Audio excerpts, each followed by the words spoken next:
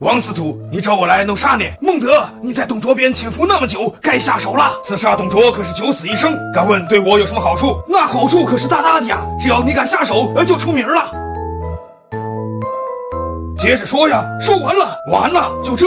那不然你以为呢？嘿嘿。这事儿难度太高，您老还是另请高明吧。既然如此，那这个任务我就派给2号潜伏人物小凤仙儿吕布。王司徒，我和我爸那可是亲同父子啊。了解，只要你肯刺杀你爸董卓，我就把你妈貂蝉许配给你。你先等会儿，刚刚在我这儿你咋没提貂蝉的事儿？你是读书人嘛，读书人最重名节，吕布不过是一介武夫，自然要给点庸俗的奖励。你要这么说，这个书我也不是非读不可。别闹，正所谓吕布不女，貂蝉缠貂，这俩多般配呀，你就成人之美吧。有道是赠人玫瑰，故事手留余香。肉丝儿，你呀把好东西给别人，到我这儿净整虚头巴脑的，我不管。貂蝉是我的，凭什么是你的？论武力，论功夫，论功力，论武功，你哪点比得上我？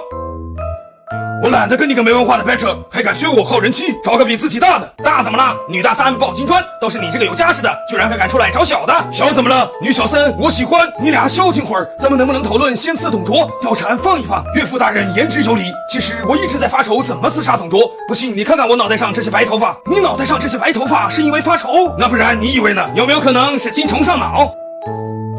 讨厌，岳父大人，我想到一计，明天我假借进献七星宝刀刺杀董卓，肯定万无一失。我也有一计，下午我去找貂蝉，让他在晚上尽量消耗董卓的体力，定能助我一臂之力。要脸不要？就你他妈还是高手呢，杀个董卓还要辅助套虚弱。狮子搏兔，一用全力，你管得着管不着？好，总之你俩谁杀了董卓，貂蝉就是谁的。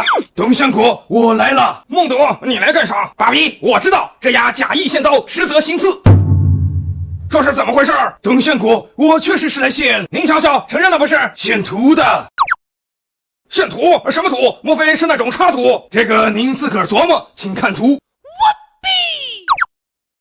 这是昨天下午吕布找貂蝉的情景，我记得当时吕布说再坚持一下，马上就出来了。爸比，你听我现编啊，不是，你听我解释。当时是这个样子的。嘿，有了，貂蝉吃香蕉的时候被虎卡在嗓子眼了，我这是用海姆立克法帮他急救呢。哦，你的意思是再坚持一下，马上就出来了，指的是香蕉虎。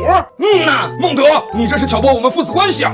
这误会一场。其实我确实是来献刀的，但绝对没有行刺的意思。您看，这就是七星宝刀，果然是把好刀。